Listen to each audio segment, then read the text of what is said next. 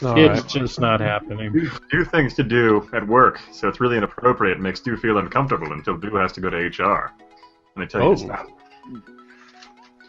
Pardon me? At which point you say, "Dude, would can't do it. Can't keep going down this line. This joke's too bad." It's not what Mountain Dew can do for you. It's what you can do for Mountain Dew. Do or do not. There is no try. Damn. I'm surprised Mountain Dew didn't get on that. You should make a do counter up in the corner, like over here, right about here. A do counter up. Mountain Dew. Sponsor, please. Hey guys, Philosopher here, and today we had two big battles to talk about. The first being digital games versus physical games. In a world where we're getting more and more digital copies of games, I decided to have a brief conversation about why we have purists, people who love the physical games rather than the digital games. We get into a deep conversation. It's not really a debate, just kind of trying to figure out why certain people just love the nostalgic old school physical cartridges all the way up to physical games now versus people who are adapting and adopting the digital games that we have right now. So just wanted to have a conversation about that. If you guys have any thoughts, go ahead and leave it down in the comments below.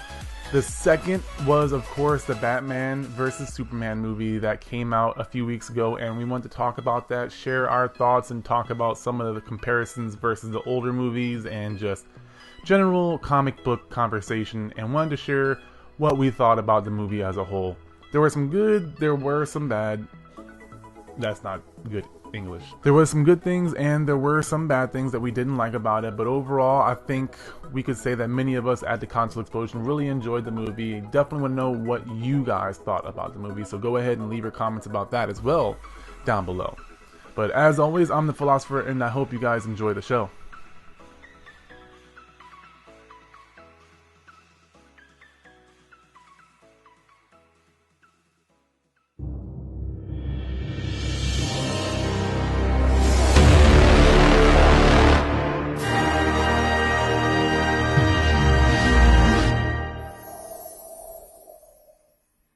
Hey guys, it's the Philosopher, and welcome to another episode of the Console Xplosion podcast. Today are two battles. First, you have physical copies of video games versus digital copies of video games, and then we will later talk about Batman versus Superman, the movie. If you haven't seen it, there will be spoilers. But I'm out after that. Goodbye, Antonio. I'm sorry.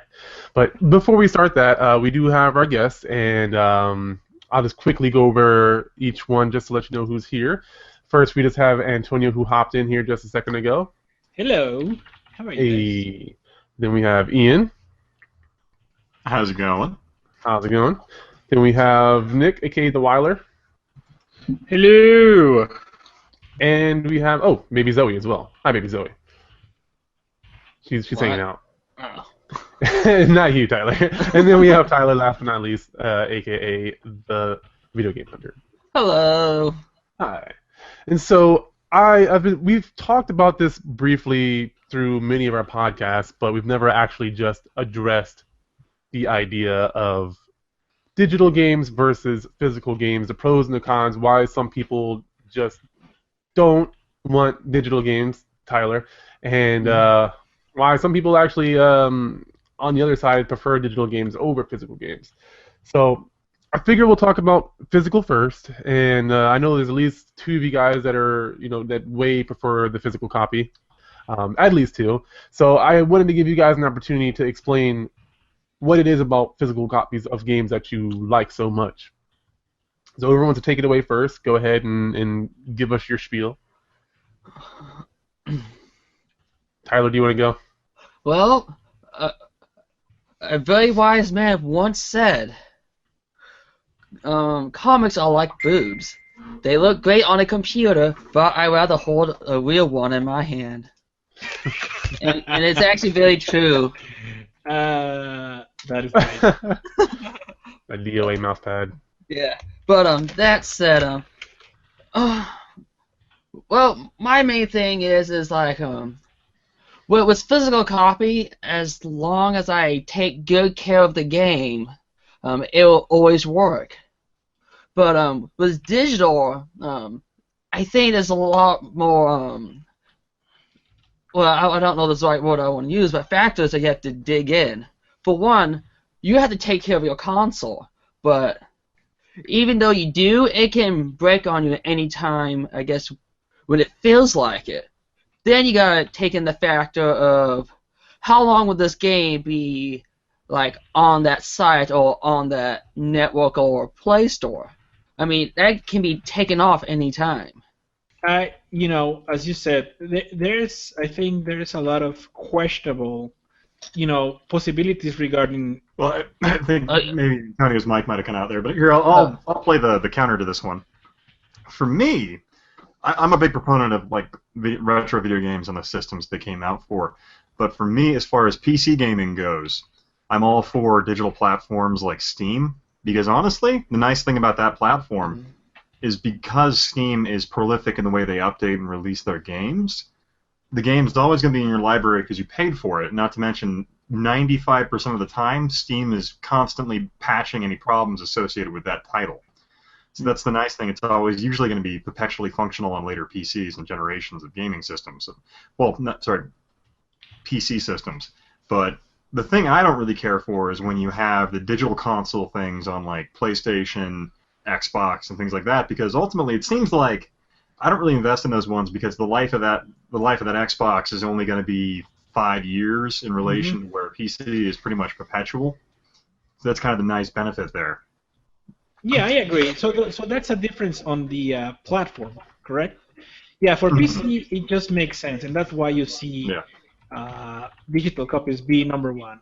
But on consoles, that is why you see physical copies be number one, right? Because that's what makes really sense at the end of the day. Yeah, and also for PCs, since piracy is such a prolific problem, at least it seems like it has been for some companies, to have the distribution of the game be entirely digital and controlled by companies like Steam or Origin, or I used to actually buy from a company called Direct2Drive for a while until they went under. And that was one of the few risks associated with digital distributions of games like that, is that if that platform ever does go under, you lose the risk of losing your game library.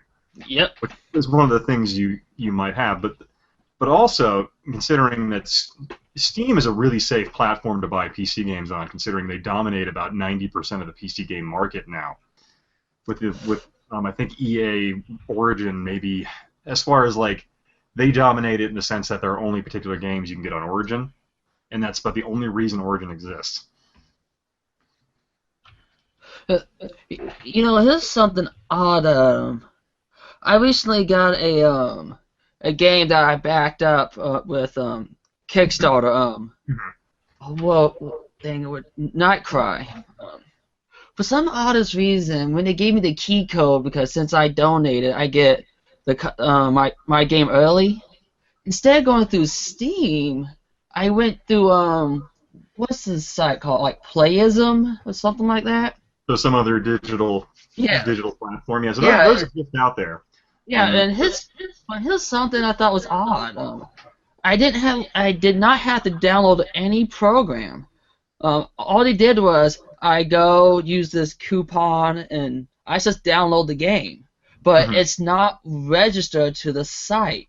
So aren't they like a little bit afraid that I might spread out this copy? That's possible. I mean, or do they know that, hey, I downloaded it and somehow he's spreading this copy? I don't know. Was there a key, like a CD key involved? Yeah, but it wasn't. It was a key, but I had to use it in the coupons. That's probably how they manage it. I mean, it's not the the best approach, but yeah, because they sent because the file that I downloaded was that RAR file. Okay, yeah. Yeah. So zip file. Yeah, couldn't I just spread that around so everyone could get the copy of the game? Potentially could, but I mean, there might be something they put into the file, like it only installs once or something along those lines. I mean, there's any number of things they can do. I mean, ultimately, if someone's smart enough, they can figure out how to pirate something. It's not something you can stop. It just happens. But I'm just saying the benefit of having a digital game over a physical game is that it also does have that longevity ability, especially on platforms like Steam, where if your game files get corrupted, you just re-download it. So that does have a benefit there. Where unfortunately, since a lot of these games back behind me are physical circuit boards with ROM or RAM on them, whatever, Antonio could explain better than me, there's always that risk in the future of them eventually breaking down. Well, on the pro digital side, my personal reason, one of the reasons I like digital, is because I share my account with my wife, and so pro digital for me is because I can buy it once. If I had to get a physical copy, I have to buy it twice. So it's nice to buy something so I can play with my wife, and I only have to buy it once. So instead of $120, I'm only spending $60. Now here's a question: why do you have to buy the game twice on a physical copy? I can give you a few examples of that actually. I'll give you a PC and a console example actually. The first one is Diablo 2. I've bought that game like 2 or 3 times because I kept losing the physical disc until they made it to the point to where you could just put in your CD key and download it. You have to physically have the physical copy in order to play the game. Same with a console game. I'll use the Xbox 360 because it's a perfect example. If you ever touch or move your Xbox while it's on, you get that ring around it. Oh, and yes. That's not replaceable. So the disc and that console is very, very fragile in that sense.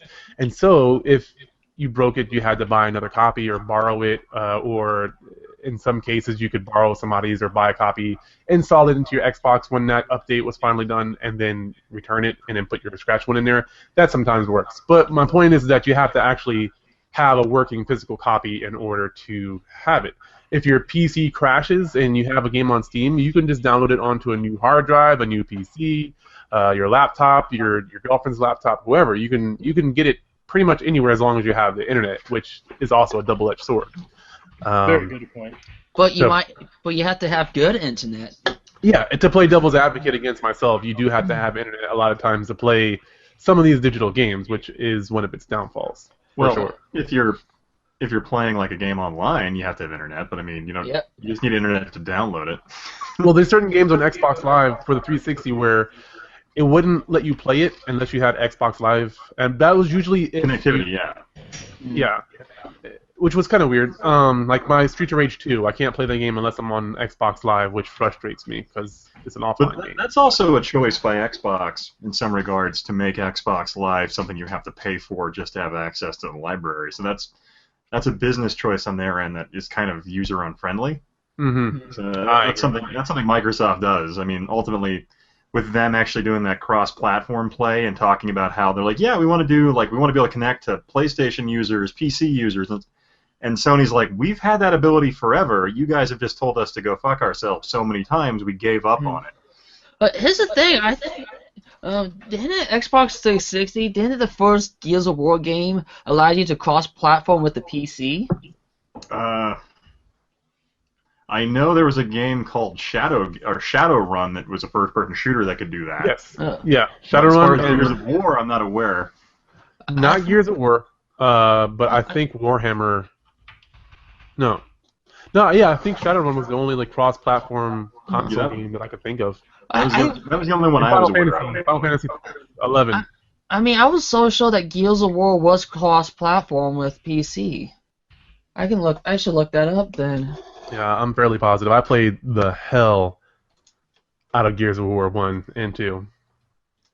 Because Gears of War on the PC didn't come out until years later when Gears of War 2 or something was out. So I don't think that was even a thing. But let me ask you guys this, because I've always been the kind of person where I like emulators because I had access to all these games that I didn't get the chance to play. I didn't know when I was younger about all the legal stuff, but I never cared. I could play a Super Nintendo game or a Sega Genesis game on a keyboard and be very happy. But then I came across a lot of people who like were almost disgusted by the fact that I did that, and they were very purist. I'm like, no, I only play it on the actual console. I would say Tyler's like that, and maybe Antonio and Ian. Let me ask you this. How old are you, Tyven? 28. 28. Okay, so you're 28. What was your first console? The Atari. Which Atari? 2600? 3600? Okay. Okay. So then it was their first one, and then you move up to the NES, and then TurboGrafx and NES. Yep. you got all those. Okay. So do you get any nostalgia out of holding the real console, the real controller, the real cartridge in your hand when you replay some of these games that you play while you were a little child? Oh yeah, definitely. Yeah. So that's part of it, I think. In my case, it is because although as you Tyler, you are a collector, big time collector. Yes. I'm not that big of a collector. I mean, I like to have a lot of stuff here and there, but most of the stuff I look for is the stuff that I grew up with. In my particular case, what this gives me is just a rush of nostalgia when I hold the real thing, and I do the real things that I used to do when I was a little kid. So that's in my case, that's what it does. And the problem with emulator is that that does not give me any of that sensation. You know what I mean? Okay, I see what you're saying. Oh, my reason was different because see, when I was in high school, that's where I discovered emulators, and downloading ROMs. But what I noticed the most was some of the ROMs I downloaded didn't play right. Like, for example, the N64 ROMs. They were, for the oddest reason, they were glitchy, they were slow, and it wasn't my school laptop, which I thought, but once I have my very own computer, which I know it's more powerful than the school laptop, games like Sega Saturn, when I tried to play a Sega Saturn game on the PC, it was practically broken. All the graphics, pieces were all over the place. Well, a lot of that comes from the fact that an emulator can't... Oh, sorry. Arguing that an emulator doesn't work good isn't an argument to say that physical is better. That's just actually. Emulators are bad. So, yeah, emulators are bad. But we're not asking about is emulators good. We're asking about if digital is good. But I'm telling you why I prefer a physical copy. Not all games will run right on the PC. That's why I have physical copies. I get what you're saying, but sometimes that particular ROM might be bad. I've come across a few like that, but they're... No, it wasn't the ROM. Here's the thing, Tyler. The systems you're talking about, because of their multiprocessor architecture, the emulators for them are going to suck. That's just how it happens. No, so yeah, for stuff like the Saturn, ultimately, yes, the physical version of that system is going to be the ideal platform to play it on because it's impossible to program for. But sorry, continue. Yeah, well, I also want to mention that I actually tried one of the emulators. I actually tried to run the game on my PC, and same results. Believe it or not. I gotta say that's been getting better, right? Emulators are now way better than they used to be when you were in high school. So yeah, in most cases. That might not apply to anymore at this point. Again, in my particular case, it doesn't give me what I'm looking for in these games, right? Not only that, in most cases, I find that it's even more responsive to actually use your console in a CRT TV versus whatever PC that you have. That adds a little bit of extra delay in whatever controller you have connected through USB, and then your monitor that will add a little bit extra delay as well there. I don't know why it is, but I don't know if it's me that I'm accustomed to have pixel perfect response on a old console on a CRT TV. That sometimes when I'm playing, let's say I have playing Mega Man on a emulator, I just suck. And when I put that same game on my Nintendo on a CRT TV, I fucking rock. You know what I mean? That extra, and you, Tavian, most of all, you know what pixel perfect response do as a fighting game expert here. You know that makes a lot of difference sometimes where you suck or you fucking rock, right? Yeah, that actually is a very good point. It's like I have a few topics to bounce off of that with, but with the fighting game aspect, I play on a 32-inch monitor, which is a no-no, but it's just very convenient. But when I go into the other room, I have like a 24-inch BenQ monitor that's way more responsive. So that actually makes a lot of sense. I don't know the techie aspect of why that is, but that does make a lot of sense. It's very simple. The thing is that now everything needs to be processed. When you have something connected to your USB, when you hit the button, it has to process that information, and then it has to display that information on a TV or a monitor that also has a processor inside that needs to process that information and put the pixels on your.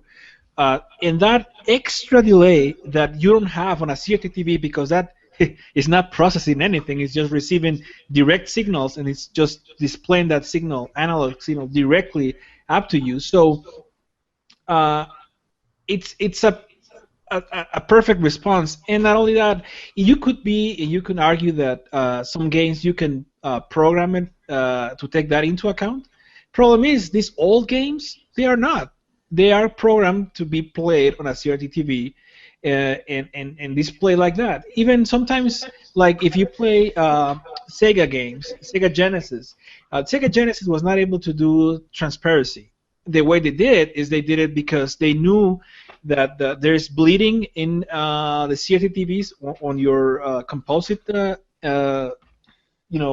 input signal. So they use that into their advantage to be able to do some sort of pixels here and there, and it would look kind of like it was transparency, but you look at now and it looks kind of weird on the new technology just because of that. So there's a lot of things. We got to remember that these games were not programmed to be played the way sometimes we play it now, right? Yeah, and the movie makes a great point. What normal game, like, recently have you played that you've noticed a delay? Because we're still arguing emulators. But we're supposed to be arguing digital. So what? No. What emulators all digital though? That's not. Yeah. No, let me tell you this, Nicholas. Yeah, for games today, yes, they're programmed that way. You don't really feel that.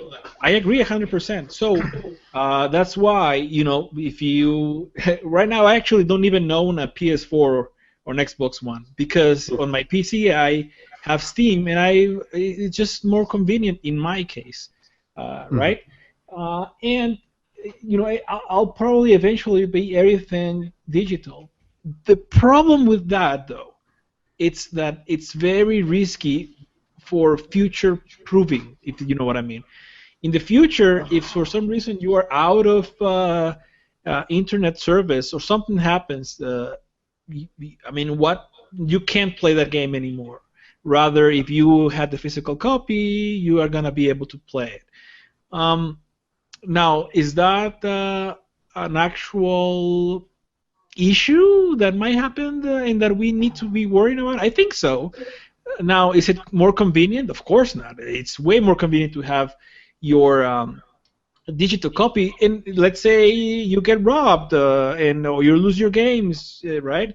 You digital is there still if you have the service. So there's pros and cons. For older consoles, though, I just see more pros on owning the physical copy versus the digital copy. Yeah. Like exactly, pretty much in Nick's case, it seems like since you have a PS4, and basically this whole latest generation of Xboxes and PlayStation, or the new PS4, they're basically just PCs. So the addition of optical media to store your games is almost pointless, considering it's basically the same platform as a PC at this point. Right. Yeah, The lines are kind of blurring together anyways, because with the digital copy, almost every... I can't speak for Xbox One, but I'm fairly sure this is the case for that too, but once you pop that in, you pretty much install it into your hard drive. You have to have the disc in there, but it's basically running the digital copy, if I'm not mistaken. Well, it's pretty much the disc exists solely to have you buy the piece of plastic and keep brick-and-mortar establishments in business, is pretty much why that disc exists now, at least with those games. Right. So the lines between digital and physical are getting pretty blurred at this point. And also the games pretty much, like, those exist for areas that basically don't have internet as well. So we have the luxury of living in a country where internet's pretty prolific, at least in most places. And plus, you can always trade in your physical copy on, like, the digital. That is true. Well, they're working on that, actually, from what I hear. There's rumors circulating that Steam is working on trading in new games. What's that? Yeah, some companies are actually considering that. I think Xbox Live and their arcade, they're discussing you can get credit if you trade in some of your digital games. I think the PlayStation Network, I think, is considering that as well. Yeah, but I heard it's really worth nothing at the moment. Yeah, they'll have to work it out. Honestly, games depreciate insanely, especially latest generation games. After what? I was at Walmart. There was a bargain bin of Xbox One games going for like $6, and I'm like, well, that's promising. Yeah. So it's one of those things where you have a definite difference between like where these games are. Like for me, like one of the reasons why I love the crap behind me is because it's nostalgia. That's why I enjoy these physical games, because it brings me back to a point in my life when I'm like, yeah, it's good times. Yeah, so newer games unfortunately don't give me that same nostalgic rush. So I'm kind of yeah. To add on to what the moviegoer said, yeah, they do. Steam does do refunds, or at least they did, and that they're still working on that for sure. But yeah, you could return the games within a certain amount of time or a certain amount of playtime, and I think the benefit to that is that once you play a physical copy, it's no longer new, no matter what you do. It's used. But you have this argument, and I've seen it plenty of times with GameStop, where people try to return a new game, but you can't do that. It's like trying to return a new car as new again once you've driven it off the lot. It's not the same thing.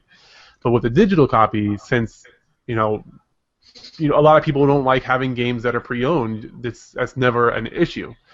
So I think that's an interesting point. That's going to, once Steam gets that down to their refunds and their trading in, that's going to be, I wonder how that's going to work for, I guess, as you put it, brick and mortar stores. Yeah. So Can I say something? Just really quick, I want to say that I hate when I see a digital copy be the same price as the physical copy. Yeah, shouldn't digital be cheaper? It should. I would agree with that. I mean, you're paying. It makes me wonder if, like, why the price of a physical copy hasn't gone up, but...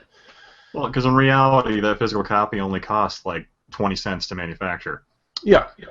So that would be a big part of that. So it's I was actually thinking of $1. No, that's only the manufacturing side of the disc and the case, but the distribution and everything else, it adds a lot of money, yeah. Oh, yeah. The marketing. But honestly, like the fact that they can make a digital copy and just print money from nothing, that definitely eats up any of those overhead costs that they might incur when selling it. But a point I wanted to make really quick was, if you look at 3 of the people in the chat here in the videos, you can see the collections behind this. And I think a big part of that, at least one of my theories, has always been, being male, you like to display your trophies and things you've gone out in the world and gotten. Oh, so I see. For me, so it's kind of the same thing in essence. You like to show off what you have, and that's the nice thing about physical copies. And I don't think Tyler will ever go away from physical copies because he likes to show off what he has. Not as much as I used to. We gotta see those ponies, man. We gotta see those ponies. Yeah, and don't get them started. I just want to share my last nostalgia factor, because we're getting short on time on this topic, but to go back to what Antonio was talking about with the nostalgia factor, one of the reasons for me that I found either emulators or we'll do emulator or like the Wii store, or like I can get Streets of Rage from Xbox Live, or I have like 3 different versions of Xbox Live. I have the original for the Sega Genesis, I have the digital version on the Xbox Live Arcade, and then I also have the PS3 Sonic's Ultimate Genesis Collection, I believe is what it's called. And what's awesome to me, the nostalgia factor for me is I love co-op games. That was one of the biggest things for me. I love playing games with my older brother and then some of my best friends. I played Streets of Rage for hours with my friends, and so I always loved being able to play cooperative. And for me to be able to play one of my old school games with someone across the country, because he was in the military, one of my friends is in the military, so we couldn't play together anymore. So preferably I would like to play, sit down next to each other, but the nostalgia factor for me was that camaraderie, that cooperation of working together to tackle the bad guy, And so it's not really a you're right, I'm wrong sort of story. It's just kind of sharing why I love digital copies, whether they be old or new, is that I love cooperative games, whether they be, terrible or but made very well, as long as they allow me to play with somebody else, whether it's online or couch co-op. That's always been the biggest selling point for me. That's why you'll see that I always play games that potentially have either a really good storyline or I can just play with somebody else.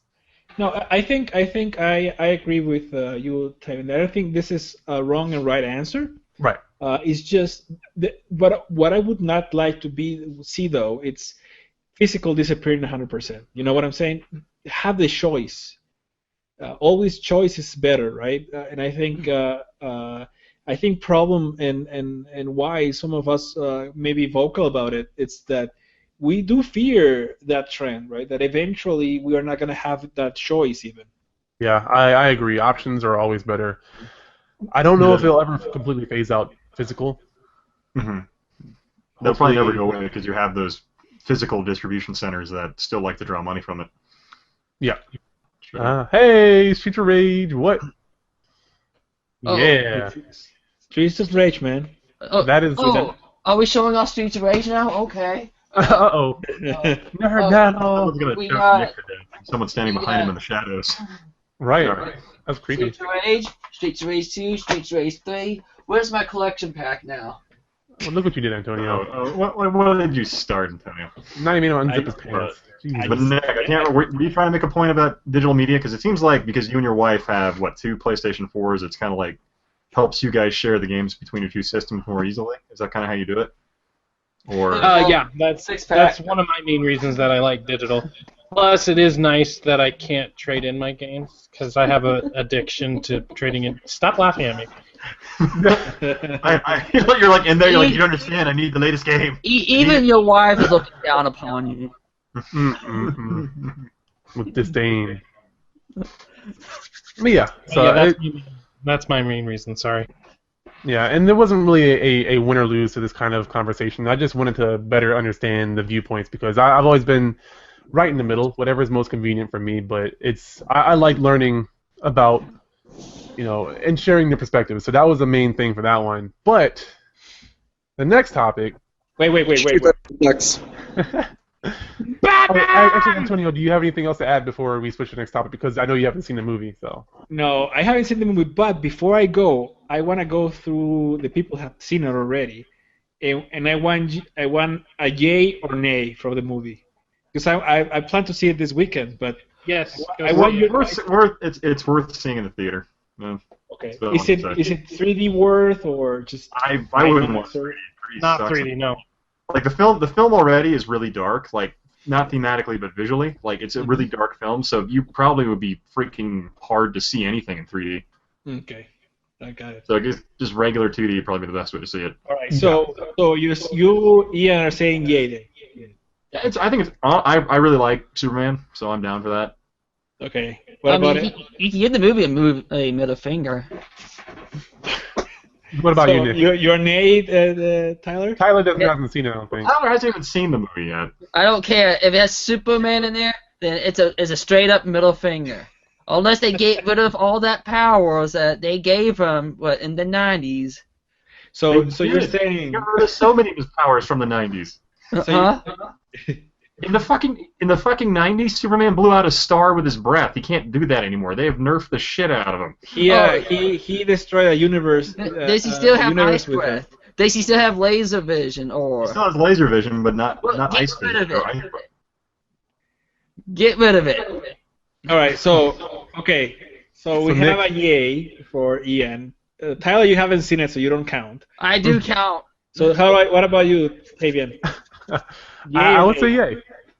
Yay. Okay. And Nicholas, I think, is a yay. Yeah, I'm on the love it side, so. Okay, good. All right, I'll see it this week and see if I agree with you guys. Thank you guys for having me, and I'll see you later. Okay. All right, thanks for joining. Take it easy, man. Bye-bye. Bye-bye. Bye-bye. But he does die, though, right? He does die, right? Death of Superman. Okay. Oh, this is the spoilers part of the podcast. So if you would like to step out now before we ruin everything for you. Yes, there will be spoilers, so I'll give you guys a couple seconds. Yeah, so everyone in the chat, I actually welcome Diego, newcomer. I have not seen you before. But who here has seen the Superman movie? Or Batman v Superman? Oh, you suck. I was about to say, I did see the Superman movie from the 80s. And yeah, that was okay, actually. They were all You like the Christopher Reeve Superman movies? The one is that the guy from the 80s? Yeah, the one that like broke his back or something. Well, yeah, I mean, broke his neck. Yeah. The movie was okay, but I hated the fifth movie. I don't know the numerical order Quest of. for Peace, was that the fifth one? The fifth one where he fights Atomic Guy. Yeah, Quest for Peace. Yeah. They end up stealing footage from the fourth or third movie to extend the time. Well, I think in that case, there's actually this funny thing where the Superman movies, they ended up firing a director, and so shit got weird after a certain point with those Supermans. But then you had Superman Returns, which was just Bryan Singer's just. I want to make a sequel to the original ones, and then oh my god, that movie sucked ass. I think my favorite movie is actually, it might have been Superman 3 though, and that's the one with that black comedian, right? What's his name? Fryer? What's his name? I don't remember. But yeah.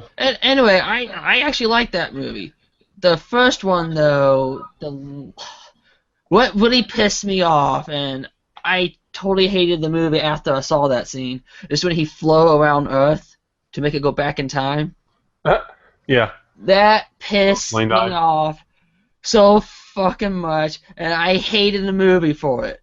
I was enjoying that movie, but thanks to that one scene, oh my god, it ruined it. It fucking ruined it. But that was a different time for Superman. That was coming off the comic series, and it was very campy at that point in time. I know, Superman didn't really start turning dark until the 90s after they killed him in the comic series. Oh, so you had a really aggressive shift in how Superman was done because of what they did to him in the 70s and 80s, is giving him more and more powers and just making him this just unbelievably strong character that nothing could happen to. So ultimately his character is stagnated and became boring. So the Christopher Reeve Superman is kind of a direct correlation of that, as being this character that was very campy and just that and comes from that whole time period as well.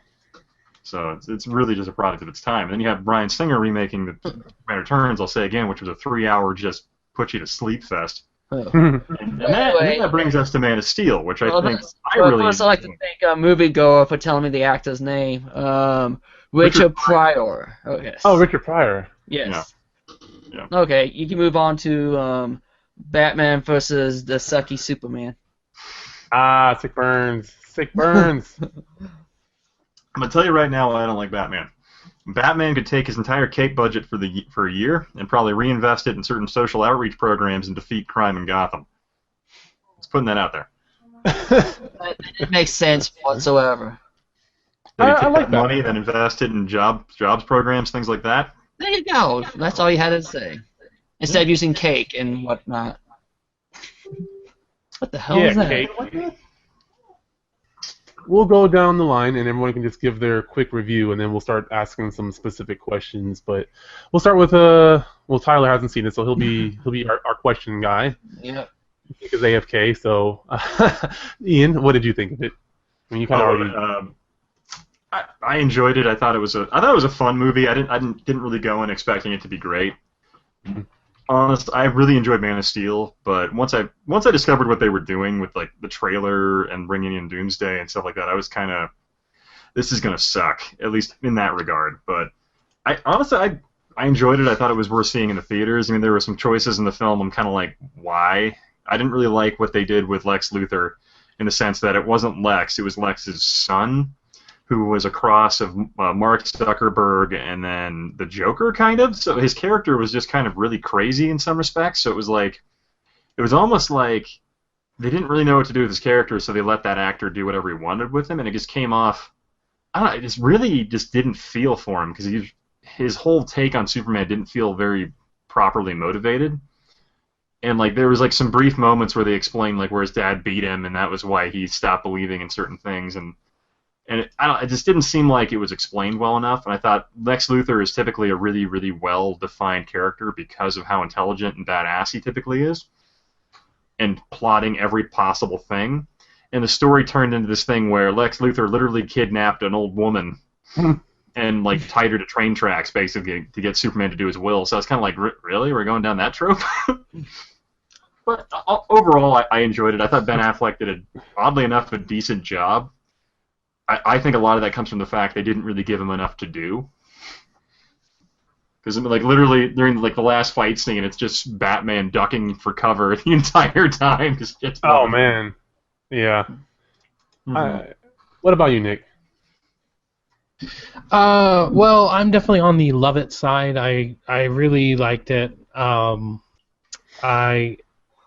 was able to go at it from a comic book, fan perspective, and I feel like, at least on the internet and stuff, people who know the source material and really know the particular Batman they were going for, I feel like those are the people who appreciated all the little nods that were in the film. Whereas if you don't 100% know where it's coming from, the biggest thing I think that really threw even me for a loop was Batman killing. I mean, a lot of times it wasn't like directly, like a grenade would go off and he just didn't stop it. But I mean, there are like a lot of instances where it's like, okay, yeah, he just freaking killed those people. What the hell, And I think for like a normal audience member coming from like from the Nolan universe, I mean, he was so dead set on not killing. And so then if you're going from that to this Batman, which is just, like the other side of the coin, where, and obviously you get little hints here and there, like Robin died, and so maybe that pushed him over the edge. But, I do feel like maybe they could have explained that a little bit more. Like 2 or 3 points of dialogue from, like, Alfred, and it could have been, like, forgiven. Like, oh, okay, that's why he's killing people without remorse.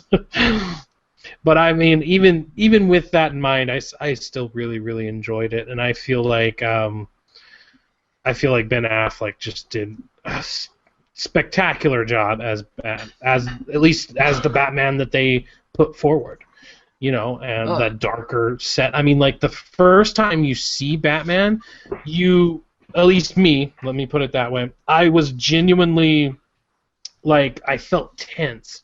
I'm like, oh my god, and then it does that horror movie trope where it's like right behind him, but the guy in the foreground doesn't see it, and you're like, oh my god, there's Batman, and then he does this like weird crawl on the ceiling thing, and it's just like, it was like the perfect way to show this dark, brooding Batman. It was really good. Yeah, I don't know. The one thing I thought was kind of odd about that, like the scene where they first show Batman to the cops, was like he moved too fast in that scene. I was like, wait, are we gonna? It was just odd how he moved like a phantom through the ceiling, and I thought it was kind of odd. But the nice thing about it is that because Zack Snyder's treating this like very much like a comic book movie, they're giving Batman abilities he wouldn't necessarily have in like the prior what's his name, a Nolan film. So, like, Nolan, he was dead set on realism. Anything that Batman didn't seem like he could physically do in reality, he didn't want to have happen in his movies. So this one's kind of a direct opposite, where it's taking a lot of its power from the comic books. which isn't bad. I mean, it's a nice interpretation. It's actually kind of a fresh look where you have some of the Marvel movies are kind of doing well. I mean, like Ant-Man, the physics are all based in magic, not necessarily science now. But this one is more fun, at least it feels like. Yeah, it's more exaggerated, I feel, which I like. It's not to me a comic book movie is not supposed to be entirely realistic, and you can't display overly extraordinary physical capabilities, which is what Batman has, with a normal person, especially when they're wearing a really tense suit. It's just not. It's going to come off very realistic, which in some ways is very cool. But for me, a comic book movie, one of the reasons I love the Marvel movies is because they're so exaggerated, so over the top. At least in some of their earlier ones, like I would say the first Avengers and whatnot. But yeah, they definitely took a different approach. I like the way they introduced them, almost like a scary movie sort of thing, where you can't get a good glimpse on what's going on. Kind of like in the DC cartoons, he was always like this silhouette that could just get the hell out of the way really fast. And I think they did a good job of portraying that in a motion picture. Yeah. Well, I have to revisit one thing really quick. I was reading in the chat how people felt about Lex Luthor, and for me, like my ideal Lex Luthor, I base off the graphic novel Superman Red Son, because that Lex Luthor was such a badass because of how intelligent he was. Because the whole point of that one was eventually in the story he says he's going to write a 5-word sentence and defeat Superman with it, and it's so badass how he puts that together. And is done in that story, and that's the Lex Luthor I kind of like to build my expectations around. Is the Lex Luthor that's a brilliant human being who can take on Superman with his intellect, which is what I liked about it. This one they didn't quite challenge. They didn't present Lex Luthor in that way. It's a different approach, so it's more of a tech kind of Silicon Valley kind of story, is where they want to base that Lex Luthor around because people relate to that now.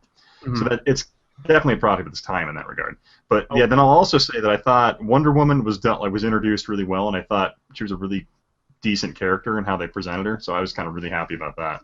Yeah. To add on to the Lex Luthor thing real quick, a few things that kind of were curious to me was, one, his age in relation to Batman and Superman and how long they've been in existence, and then two would be is I feel like the Lex Luthor we saw and the Lex Luthor we know in most of the comic books was an older, more matured, more experienced Lex Luthor, whereas this is his first interaction with this the superhero, and I almost feel like I don't know if it's gonna have a payoff, but I feel like this Lex Luthor was a build up to the Lex Luthor that we know. And I don't want to say respect, but understand to be this really bad arch villain to Superman's Joker, pretty much. So I don't know if they're going to actually have a payoff where later on in the Justice League, where he maybe he creates is it the Legion of Doom? Is that what it is? Yeah. The Temple of Doom? Yeah. Legion of Doom. Okay. And meanwhile, at the Legion of Doom. Meanwhile, at the Legion of Doom. You see how he gets his hair cut short, so. I actually do have a question, though. I heard that Superman got his ass kicked in the movie. Multiple times, I think. Multiple times, so it wasn't really like, okay, he's gonna have the upper hand, and he's gonna have the upper hand, like. Well, no, not really. Did you watch Man of Steel, where you watched him get his ass beat by Zod, and it was a really tight fight? I really saw the movie fight. once, and I didn't care for it. You should watch it again and just relax and realize Superman gets his ass handed to him a few times in that movie. If you buy me a copy, I will. No.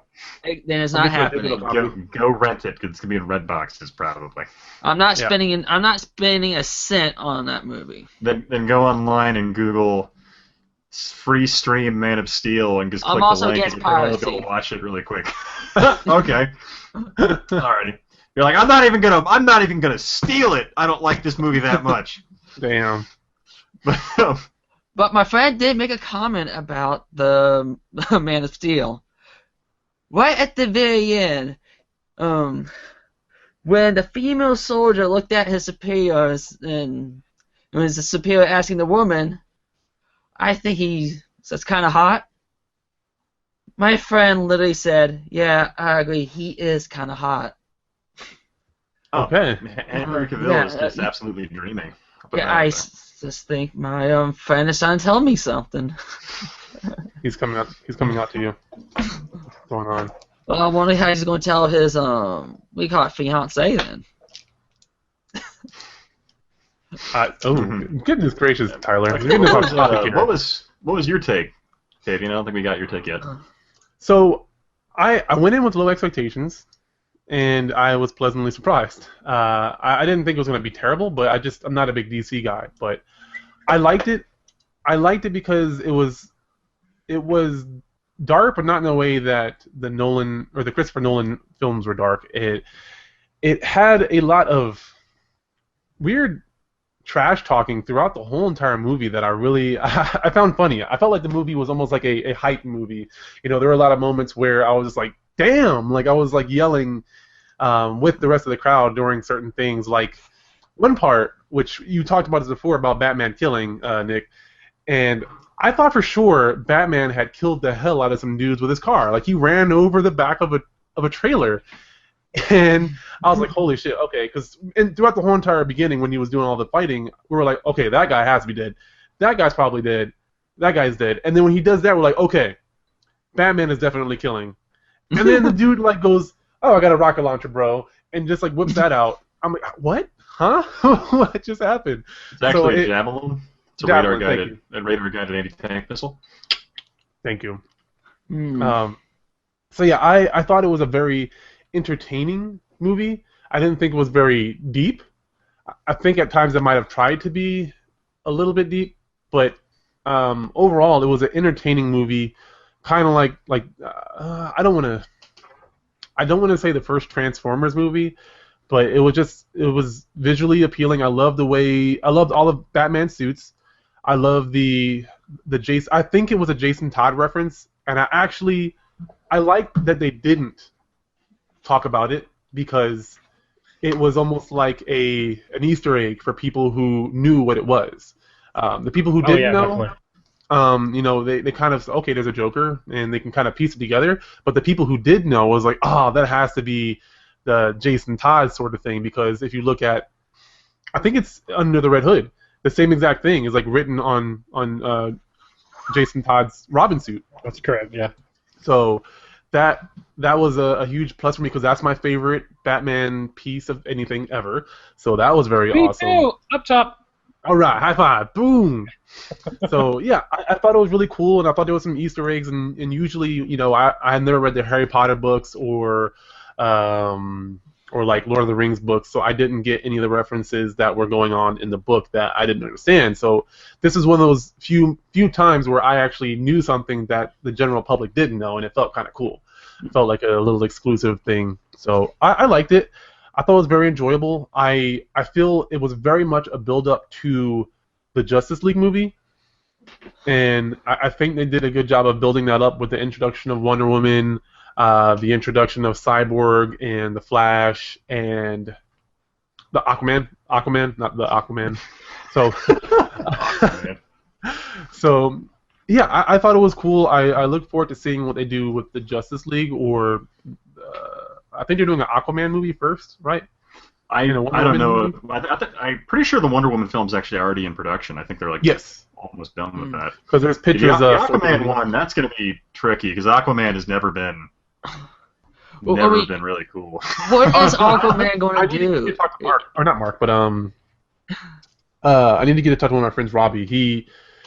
He would definitely make you learn more about Aquaman and how he's actually a really, really cool and powerful character. Well, I mean, like, honestly, I had a DC book from years and years ago where it was actually like DC characters from the 40s and 50s, and their stuff was like they were fighting Nazi submarines and all kinds of interesting stuff. So I mean, as far as like the visual potential of what you can do with Aquaman, but I mean, I think what I might see happening with Aquaman as a movie franchise is being very. I'm not saying this is a bad thing, but it seems like if they made one now in this day and age, it would be a very environmentally aware film. So I think it would probably have a very eco message, which I'm like, a comic book movie, I'm not sure that's what I would want, but who knows, it might be interesting to see that done. But yeah, definitely. Yeah, like Chris said, the new Aquaman, the new 52 Aquaman is actually really badass. There's a lot. I'm not the biggest Aquaman fan, but my friend Robbie, he has his own. You've seen some of his work. He's Rockin' Robbie Billups. He's over at the Pop Culture Philosophers. He is very well versed in comic books, and he actually has some pretty good stuff. I enjoyed those. Yeah, he was the one that got me on to learning more about Captain Planet. I love Captain Planet. He's our hero. He's gonna take pollution down to zero. I basically have the whole theme song in my head. Oh, I always have it in my head. Planet, he's a hero. He's gonna take the pollution down to zero. But as far as like the one thing that it kind of felt to me was that the one thing Batman vs Superman didn't have that the Marvel Universe had was the Marvel Universe, because they created this whole concept of overarching comic book films, is they were allowed to take their time before doing the gigantic come together film. And because DC is basically so far behind, they're that dude who literally had to cut through the woods to catch up.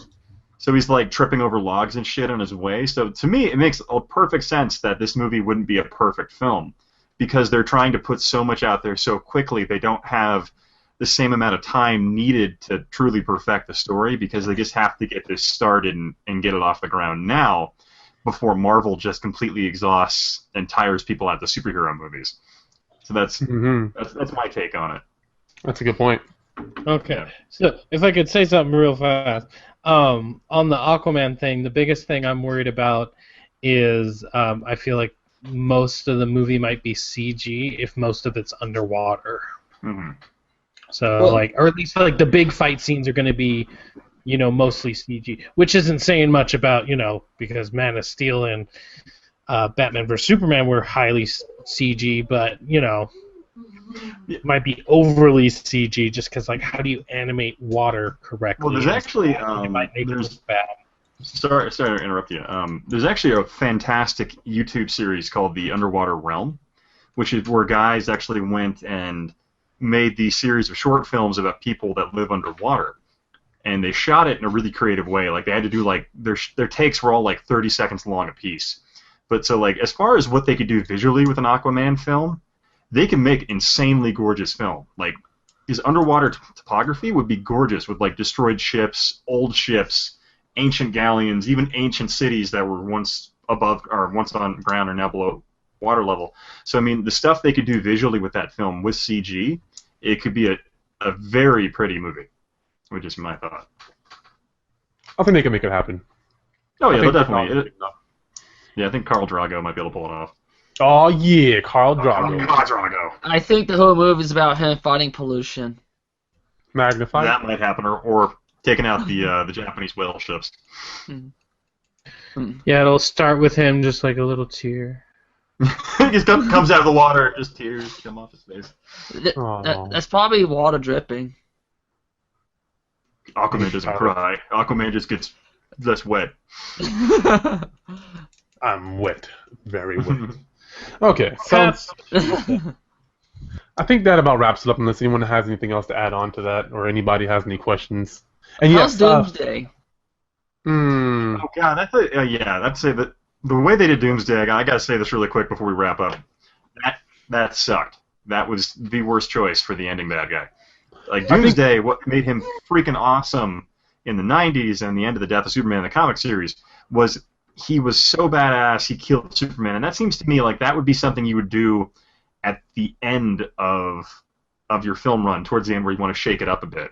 And the fact that they blew their load so early on Doomsday in the second film in this saga, or whatever you want to call this movie universe, was just kind of disappointing, because Doomsday was such a good character in the sense that in the graphic novel, he kicked the shit out of the entire Justice League before it got to Superman. And so I thought that was a lot of wasted potential. I agree.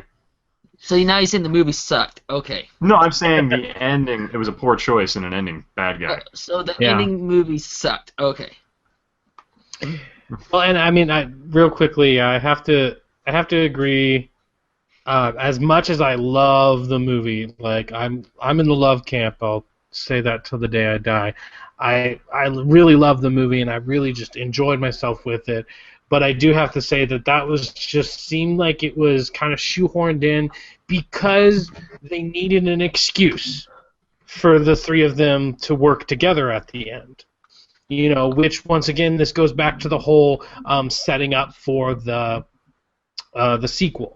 You know, and I'd say that's the biggest flaw about this movie is the fact that it is a big setup. It is, you know, Captain America, the first Avenger, you know, and so that right there was the only excuse they could come up with that, oh, okay, well, we need someone for them to work together with, and Lex Luthor was just not that person.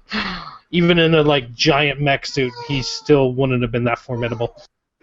I think they should have called him Solomon Grundy or Doomsday or something like, not Solomon Grundy, but Bizarro Superman. Bizarro, yeah, or something like that. And one thing I would have changed really quick is instead of shaving Lex Luthor's head at the end of the movie, I would have had his hair fall out from being directly exposed to that chemical vat. Me too. That would have been more interesting. Like, yeah, they shaved like it's not even like it would have been more interesting if like he's like slowly pulling his hair out in jail because of the vat and stuff. That would have been like a really great. So they didn't follow the comic. No. No. Okay, I don't want to see the movie. You don't want to see any movies, Tyler. I wanted to see Deadpool, and I loved that movie. I wanted to see Zootopia, and that movie was far superior than I ever thought was going to be. But next movie is Captain America. That's what I want to see. Oh yeah, I want to see that too. You got Black Panther and Spider-Man. I'm excited for Black Panther more than I am any of the other ones, to be honest. Me too. I'm actually more into Spider-Man. I love Spider-Man. It's like the third Spider-Man in a decade. I don't care. I enjoy pretty much all the movies. But I have one more point to make. Oh, he's got radio. If you guys have not seen Flashpoint Paradox, go watch that. That is a perfect example of how badass Aquaman can be. That is my closing statement. Is that a movie? It is a animated movie, animated film. Oh, is it from the same people who did Batman vs. Robin? I don't know. If so, then I would definitely watch it. Someone in the comments might know, but I sadly do not. But I think that's where we're going to wrap up. Flashpoint Paradox is on Netflix. Thank you, Chris. So if you have Netflix, check it out there. But yeah, we'll go down the line, starting with Ian, and let these guys know where they can find what you do. Yeah, I'm the Historic Nerd. You can find me on YouTube, youtube.com/historicnerd, or you can find stuff from me on my website, which is www.historicnerd.com. And if you want to bug me directly, feel free to do so at my Twitter, which is @historicalnerd on twitter.com, because someone somehow beat me at Historic Nerd.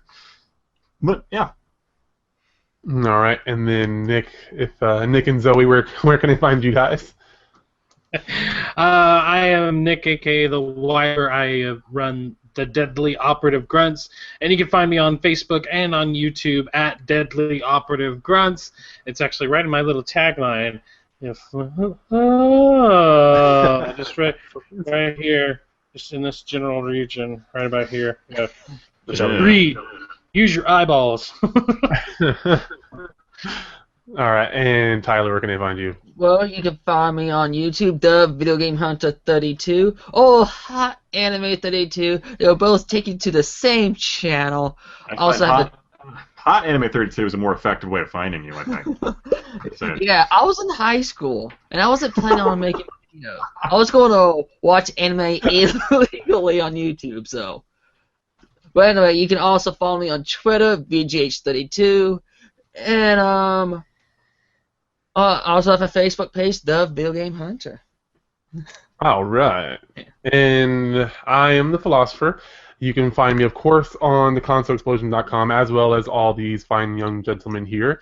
But you can also find me on Facebook at facebook.com/philosopher. Twitter at The Philosopher. It should say the. I'm slow. And then youtube.com/thephilosopher. And make sure you guys, if you're watching the YouTube version of this, let us know what your favorite part of the Superman versus Batman movie, Batman v Superman movie was, and what your thoughts are. What your thoughts are on physical or digital games. Yes. Please review your thoughts, people. Please review your farts. Thank you. Take Snapchat your fart. Send them to us. I can't even use my words. I'm sick, so I'm trying to make my way through this. So I appreciate you guys for sticking with me, and thanks to these guys for carrying this show for me so well. But as always, I will see you guys on the next one. Boobies. Aww. Later.